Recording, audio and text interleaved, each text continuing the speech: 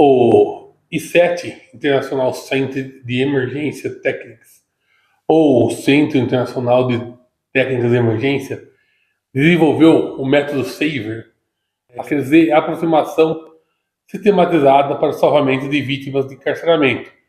Designa esse método avançado que aceita na otimização do trabalho da equipe de socorro, sistematizando através de um guia de atuação que estabelece as ordens e as prioridades aí no procedimento de cada posição técnica.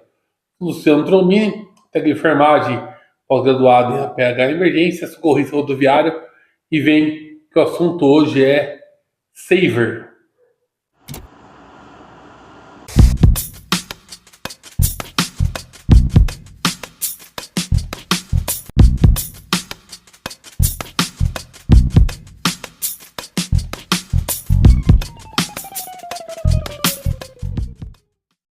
O método SAVER, né, tem demonstrado ser bastante eficaz aí nos últimos anos, o que levou aí a sua adoção em vários países do mundo, né?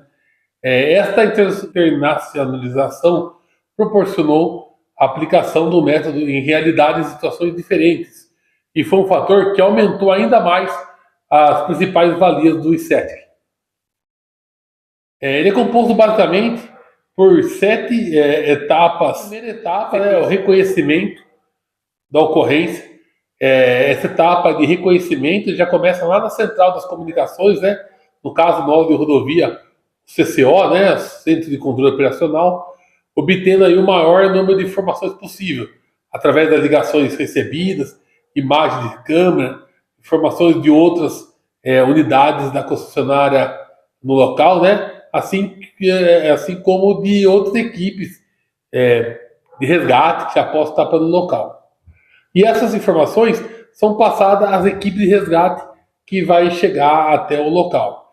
Essa é uma fase muito importante do trabalho, pois já adianta para as equipes em solo, né, o que possivelmente vai ser encontrado aí, preparando o espírito, né, para o tipo de ocorrência, já combinando algumas coisas entre os indivíduos da equipe ali, como assim com todas as equipes que estão indo para essa ocorrência.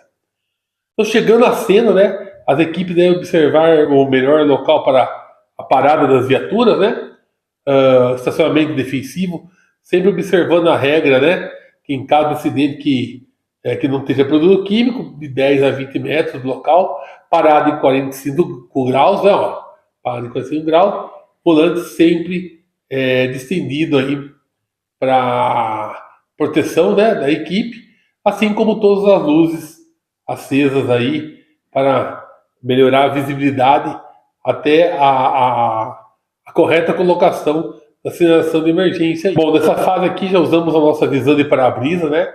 E já avalia aí a necessidade de acionamento aí de outros recursos adicionais aí, bombeiro, outras unidades de resgate, né? Nessa fase aí, a gente sempre vai reconhecer os perigos extras, né? A necessidade de apoio e recursos. E é nessa fase que visualizamos aí placa de produtos perigosos, vazamentos, entre outras coisas aí. Então nessa fase aí, ó, antes de descer da viatura, a gente vai dar aquela varrida com os olhos, assim, uma visão para a brisa, e já passar para o nosso CCO. A fase 2, né, que consiste na estabilização aí do local, quando a gente fala estabilização, não é só dos veículos envolvidos no acidente aí, mas também a estabilização do local, de forma a garantir a segurança da equipe, né, da população e das vítimas no local aí. As ações de estabilização devem ser obrigatoriamente realizadas aí antes das ações de desencarceramento, extração e o APHI.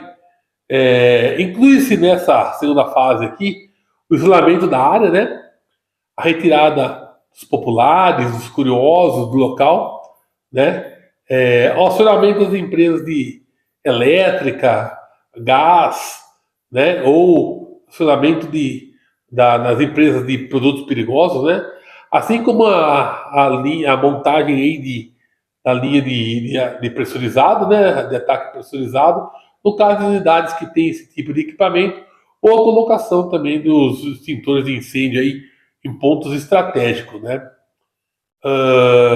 Estabilização dos veículos em si, né? Usaremos aí calços, cabos, estabilizadores, esvaziando pneus, conforme a nossa doutrina e o nosso já conhecimento aí, né? O desligamento das baterias, né? E também nessa fase a gente vai verificar aí a não ativação dos airbags, né? Já que os airbags podem ser um risco tanto à vítima que está no carro ainda, tanto ao socorrista quando for acessar essa vítima. A terceira fase, então, desse saver, né? Consiste aí nas aberturas de acesso. Consiste em permitir aí que as equipes pré-hospitalar, né, possa acessar as vítimas ou a vítima, né, para estabilizá-la aí e prestar os primeiros socorros. Quando a equipe de corte não for a mesma, né, a realizar o PH, porque em muitas condições, principalmente em rodovia, a equipe de corte pode ser a mesma que vai prestar aí os cuidados e a PH. Deve ser priorizados aí, né, os acessos mais rápidos, fáceis e seguros, como portas e janelas abertas, ou que não esteja emperrada. Caso não seja possível, se for necessário quebrar vidros ou usar ferramentas de resgate, deve-se iniciar pelos pontos mais afastados da vítima, uma vez que não há como protegê-la no momento inicial. A quarta fase, né, e também não menos importante, são os cuidados pré-hospitalares. Nessa fase aí, as equipes pré-hospitalar fazem uma avaliação inicial da vítima, estabilizando, né, e definindo aí junto ao coordenador da equipe a melhor forma de extraí-la aí, né, do veículo.